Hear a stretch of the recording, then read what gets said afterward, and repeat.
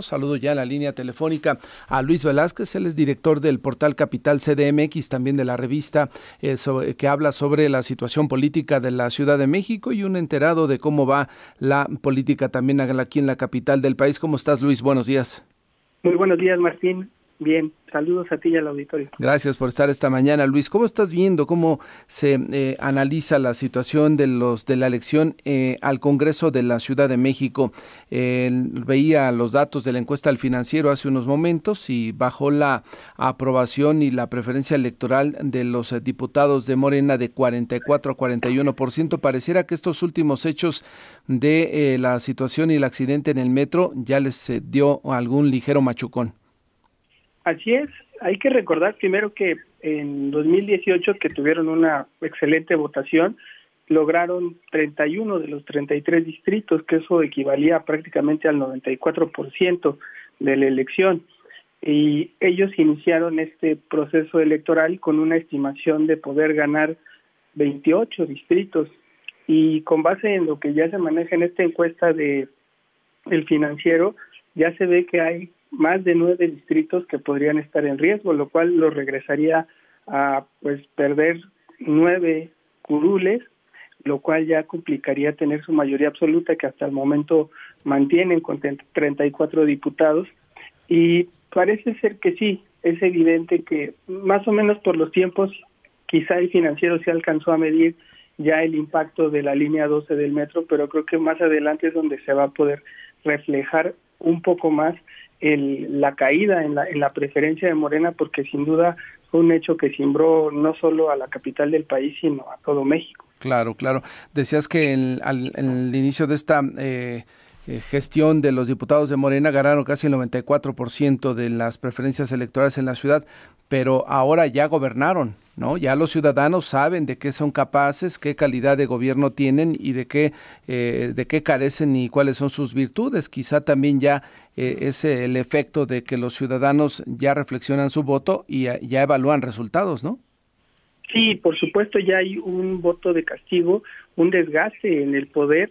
Además, lo que llama la atención es que, por ejemplo, distritos que se ven en riesgo, bueno, los que están en riesgo son obviamente los que tiene en su poder la oposición, como el 17 en Benito Juárez, el 13 en Miguel Hidalgo.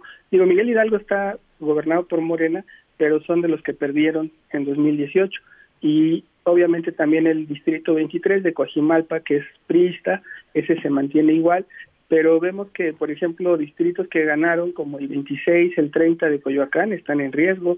El 3, el 5 en Azcapotzalco, donde gobierna Morena, también están en riesgo. Uh-huh. Esos fueron distritos que uno de ellos, el 5, se lo cedieron al PBM en esta alianza común que realizaron, que no fue en todos los distritos, sino solo en algunos. Y con el Partido Verde, porque con Morena con el PT sí se aliaron.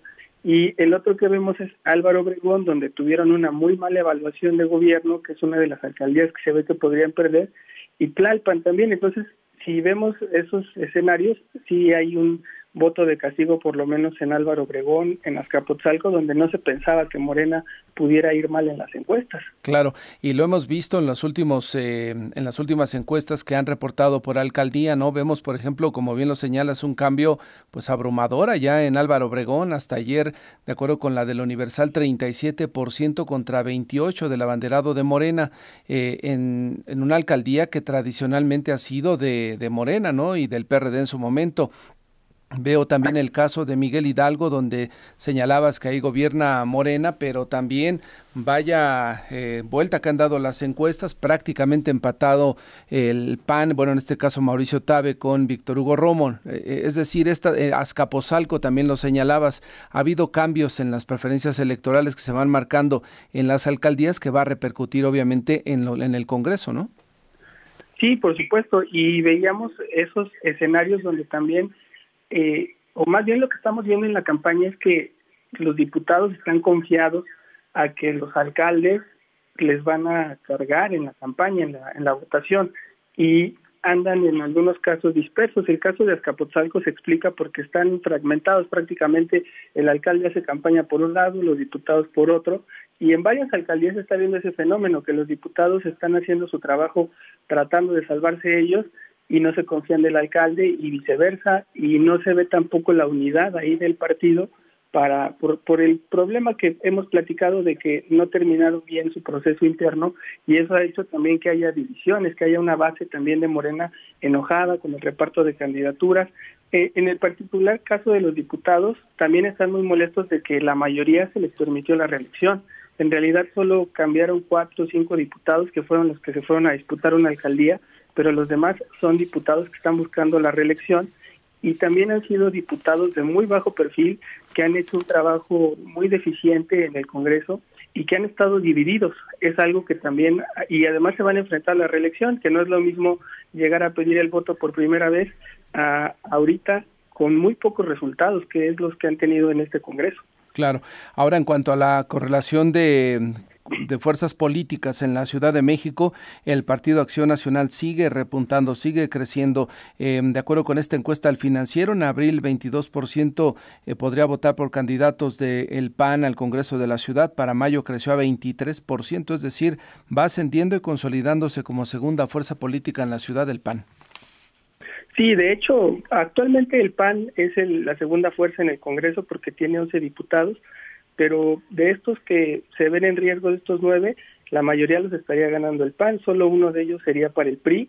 Entonces, si ahorita tienen 11 diputados y lograran meter 5 o 6 diputados ganando por mayoría, podrían ellos ya subir a una bancada de 15 diputados o un poco más, y eso ya les da un margen de maniobra muy amplio para poder evitar que Morena sea la aplanadora que se ha caracterizado en esta primera legislatura, y eso también haría que se disminuyera el poder de Morena, de sus aliados, y le complicaría cada vez más al partido en el gobierno poder generar estas mayorías para hacer cambios, sobre todo constitucionales, que requieren de 2/3 partes. Ese va a ser un conflicto muy complejo para el gobierno de Claudia Sheinbaum también, que tiene que negociar sus políticas ahí en el Congreso de la ciudad. Claro, claro. Finalmente, Luis, entonces, ¿tú ves que aún veamos todavía algún castigo en las próximas encuestas de parte de los ciudadanos, una opinión pues no tan favorable como la que estamos viendo hoy en la del Financiero? Parece ser que sí, todavía el efecto se puede sentir un poco más. Lo que sí se ha notado es que Morena ha estado intentando, a partir de ahora, de que pasó esto del metro, de ir reforzando sus campañas, porque ya se están dando cuenta que efectivamente hay un costo político y que también les está afectando el no estar unificados como partido, y hemos visto ya esta situación que se vuelve cada vez más común, que concejales o secretarios del PRD los ficha Morena en Coajimalpa, en Coyoacán, o candidatos que estaban por redes sociales progresistas, partidos nuevos o Fuerza por México, que en un principio iban a ser como respaldados en teoría por Morena, están ya regresándose a los candidatos de Morena, y eso es como un síntoma que demuestra que algo anda mal y que están tratando de fortalecer. Pues veremos cómo se van dando las cosas en los próximos días en este proceso electoral rumbo al Congreso de la Ciudad de México. ¿Habrá mayoría o no de Morena, o habrá más equilibrio en las fuerzas políticas? Esto a unos 25 días, Luis, del proceso electoral. Te agradezco mucho la conversación esta mañana y seguiremos en contacto. Gracias, Martín. Un abrazo. Saludos. ¿Dónde te puede leer el auditorio? En Twitter, @capitalmx_ y @Luis Velázquez C de casa. Gracias y que te vaya muy bien. Gracias, igualmente, un abrazo.